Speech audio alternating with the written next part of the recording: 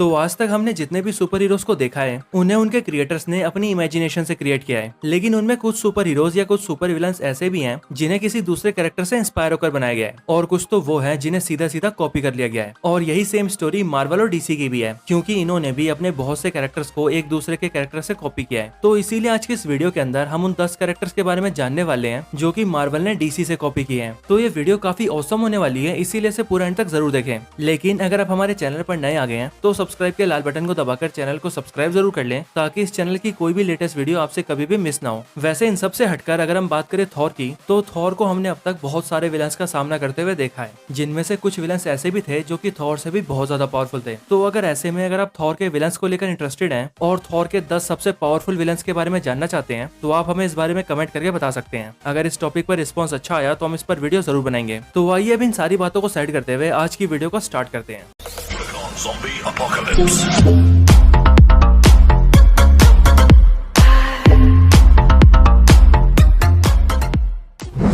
Number 10 Quicksilver. तो इस list का पहला कैरेक्टर है क्विकसिल्वर, जो कि कॉपी है डीसी के फ्लैश की। फ्लैश डीसी कॉमिक्स का स्पीडस्टर है, जो कि सबसे पहले अपीयर हुआ था साल 1940 में फ्लैश कॉमिक्स नंबर 1 में। और फिर जब फ्लैश की पॉपुलैरिटी बढ़ती चली गई, तब मार्वल ने अपने लिए भी एक स्पीडस्टर को क्रिएट करने के बारे में सोचा, जिसके बाद साल 1964 में मार्वल ने क्विकसिल्वर को लॉन्च किया। क्विकसिल्वर मार्वल कॉमिक्स के अंदर एक म्यूटेंट है, जिसके अंदर बहुत स्पीड से मूव करने की पावर्स है। लेकिन एमसीयू के अंदर मार्वल के पास म्यूटेंट्स के राइट ना होने की वजह से मार्वल ने क्विकसिल्वर को एक म्यूटेंट नहीं बल्कि एक ह्यूमन बताया, जिसे उसकी पावर्स एक जेनेटिक एक्सपेरिमेंट के बाद मिलती है। क्विकसिल्वर बेशक बहुत फास्ट है, लेकिन फिर भी उसकी स्पीड इतनी नहीं है कि वो स्पीड के मामले में फ्लैश को बीट कर सके, क्योंकि फ्लैश लिटरली इतना ज्यादा फास्ट है कि वो अपनी टॉप स्पीड में लाइट की स्पीड को भी ब्रेक कर सकता है।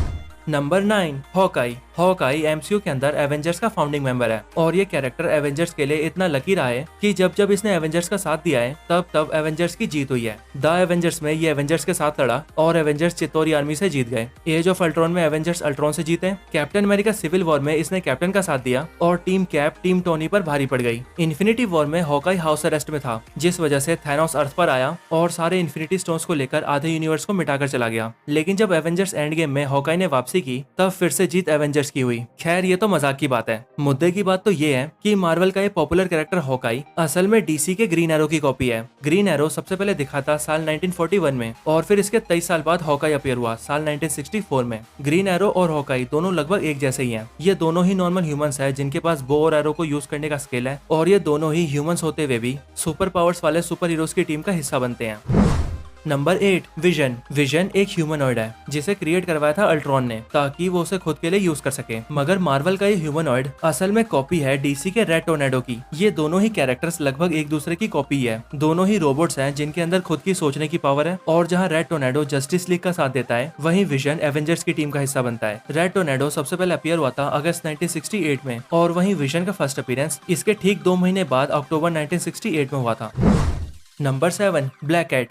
ब्लैक कैट सीधा सीधा इंस्पायर्ड है डीसी की कैटवुमन से, क्योंकि जहां कैटवुमन सबसे पहले अपीयर हुई थी साल 1940 में, वहीं ब्लैक कैट सबसे पहले अपीयर हुई थी इसके 39 साल बाद साल 1979 में। ब्लैक कैट और कैटवुमन दोनों ही बहुत सिमिलर कैरेक्टर्स हैं। दोनों का नाम कैट के ऊपर बेस्ड है, दोनों ब्लैक कॉस्ट्यूम पहनती है, दोनों अपनी आइडेंटिटी को छुपा कर रखती है। और जहाँ कैटवुमन यानी कि सेलिना काइल बैटमैन के साथ रिलेशनशिप में आती है, वहीं ब्लैक कैट स्पाइडरमैन की लव इंटरेस्ट बनती है और उसके साथ क्लोज कॉन्टेक्ट में आती है।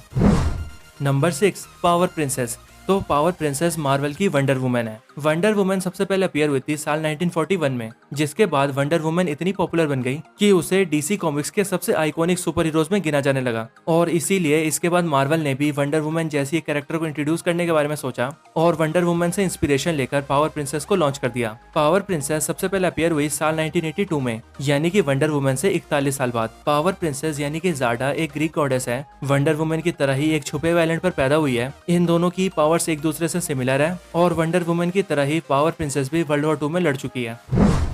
Number 5 Wolverine. तो मार्वल कॉमिक्स के सबसे पॉपुलर म्यूटेंट्स में से एक वुल्वरीन कॉपी है डीसी के टिम्बर वुल्फ की। लेकिन जहाँ वुल्वरीन की पॉपुलैरिटी दुनिया भर में है, वहीं डीसी के टिम्बर वुल्फ को कोई ढंग से जानता भी नहीं है। टिम्बर वुल्फ सबसे पहले दिखा था साल 1964 में और वुल्वरीन को लॉन्च किया गया इसके ठीक 10 साल बाद साल 1974 में। वुल्वरीन और टिम्बर वुल्फ दोनों ही कैरेक्टर्स एक जैसे दिखते हैं, दोनों ही एक्सपेरिमेंट का शिकार बने हैं और दोनों की पावर्स भी बिल्कुल एक जैसी है, यानी कि ये दोनों ही सुपर ह्यूमनली बहुत स्ट्रॉन्ग है, ड्यूरेबल है, दोनों ही बहुत गुस्से में रहते हैं और इन दोनों की खास एबिलिटी इनका हीलिंग फैक्टर है। वुल्वरीन अब तक हमें कई मूवीज में दिख चुका है, लेकिन वहीं टिम्बर वुल्फ डीसी कॉमिक्स में कहाँ दबा हुआ है इस बारे में ज्यादा कोई जानता भी नहीं और इसी वजह से टिम्बर वुल्फ के ओरिजिनल होते हुए भी उसकी पॉपुलैरिटी वुल्वरीन के सामने कुछ भी नहीं है। Number 4, moon night. तो मून नाइट के बारे में शायद मुझे बताने की जरूरत भी नहीं है, क्योंकि मार्वल फैंस मून नाइट को मार्वल का बैटमैन बुलाते हैं और ऐसा इसीलिए क्योंकि मून नाइट भी बैटमैन की तरह कॉस्ट्यूम पहनता है, अपनी आइडेंटिटी को प्राइवेट रखता है और अपने विलन से रात में उलझता है। लेकिन जहाँ बैटमैन के कॉस्ट्यूम का कलर ब्लैक है, वहीं मून नाइट के कॉस्ट्यूम का कलर व्हाइट है और ऐसा इसीलिए क्योंकि बैटमैन ये चाहता है कि जब अपने दुश्मनों के पास जाए या उनका पीछा करे तब उसके दुश्मन उसे देख ना पाए। पर वहीं मून नाइट व्हाइट कॉस्ट्यूम इसलिए पहनता है ताकि जब वो अपने दुश्मनों के पास जाए तो उसके दुश्मन उसे आता हुआ देख सके। बैटमैन सबसे पहले दिखा था साल 1939 में और वहीं मून नाइट अपीयर हुआ था साल 1975 में, यानी कि बैटमैन के दिखने के पूरे 36 साल बाद। इसीलिए इससे ये पता चलता है कि मून नाइट का कैरेक्टर डीसी के बैटमैन से इंस्पायर्ड है। Number 3, Deadpool.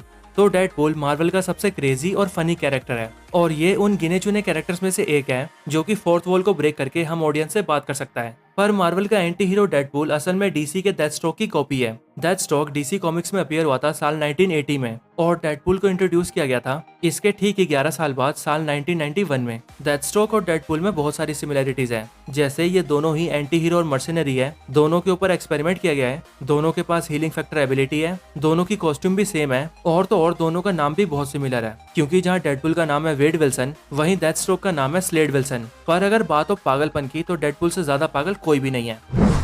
Number 2, sentry. तो साल 1938 में जब सुपरमैन पहली बार अपीयर हुआ था तब उसने सुपर हीरोज की डेफिनेशन ही बदल कर रख दी थी। सुपरमैन डीसी कॉमिक्स का पहला सुपर हीरो है जो कि अपने फर्स्ट अपीयरेंस से लेकर अब तक डीसी के सबसे पॉपुलर कैरेक्टर्स में से एक बना हुआ है और सुपरमैन की इसी पॉपुलैरिटी को देखते हुए मार्वल ने भी अपने लिए एक सुपरमैन जैसा कैरेक्टर बनाने की कोशिश की और साल 2000 में लॉन्च किया सेंट्री को। सेंट्री सुपरमैन से 62 साल बाद आया है, पर सेंट्री और सुपरमैन का कैरेक्टर एक दूसरे से सिमिलर ही है। जैसे सेंट्री के पास भी सुपरमैन जैसा सुपर स्ट्रेंथ है, ड्यूरेबिलिटी है, ये भी सुपरमैन जैसे बहुत फास्ट है, ये भी फ्लाई कर सकता है, सुपरमैन जैसी केप पहनता है और सेंट्री की कॉस्ट्यूम पर भी सुपरमैन की तरह ही बड़ा सा एस बना हुआ है। इसीलिए इन सारी बातों से यही पता लगता है कि सेंट्री सुपरमैन से इंस्पायर होकर बनाया गया है।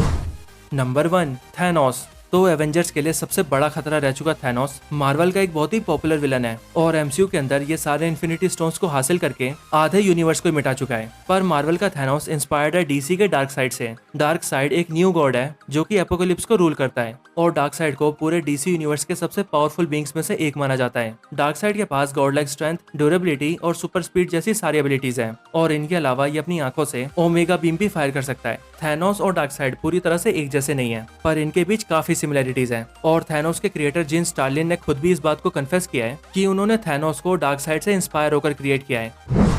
तो यही मार्वल कॉमिक्स के वो 10 कैरेक्टर्स हैं जिन्हें मार्वल ने डीसी के कैरेक्टर से इंस्पायर होकर बनाया है। आपको ये वीडियो कैसी लगी मुझे कमेंट करके जरूर बताएं और अगर आपका कोई और रिकमेंडेशन हो तो वो भी जरूर बताएं। और जैसा कि मैं वीडियो की स्टार्टिंग में ही बता चुका हूँ कि अगर आप थॉर के 10 सबसे पावरफुल विलन्स के बारे में जानना चाहते हैं तो आप हमें कमेंट करके बता सकते हैं। अगर रिस्पॉन्स अच्छा रहा तो हम इस पर वीडियो जरूर बनाएंगे। इसके अलावा अगर आपको ये वीडियो अच्छी लगी हो तो आप हमें उन कैरेक्टर्स के ऊपर वीडियो बनाने के लिए भी बोल सकते हैं जो कि डीसी ने मार्वल से कॉपी किए हैं। अगर आप कमेंट करेंगे तो हम ये वीडियो भी जरूर लाएंगे। और अगर आपको डीसी की वीडियोस देखना अच्छा लगता है तो हमने top 10 anti heroes of DC के ऊपर वीडियो बनाई है, आप उस वीडियो को जाकर देख सकते हैं। और अगर आप हमारे चैनल की दूसरी वीडियोस एंजॉय करना चाहते हैं तो आप Black Adam versus Shazam versus Thor, top 10 characters with lightning powers, history of Black Adam, top 10 gods and entities in Thor 4, top 10 most powerful anti heroes of MCU और top 10 most powerful weapons of Thor जैसी कमाल की videos देख सकते हैं। मैं इन सभी videos का लिंक डिस्क्रिप्शन में भी डाल दूंगा, तो अगर आप इंटरेस्टेड हो तो डायरेक्टली वहां से भी चेकआउट कर सकते हो। तो इस वीडियो को यहीं पर एंड करते हैं। ये वीडियो अच्छी लगी हो तो इसे लाइक जरूर करें, चैनल को अभी तक सब्सक्राइब नहीं किया तो भी कभी सब्सक्राइब करें। मैं आपसे मिलता हूँ ऐसे किसी और बेहतरीन वीडियो में, तब तक के लिए गुड बाय।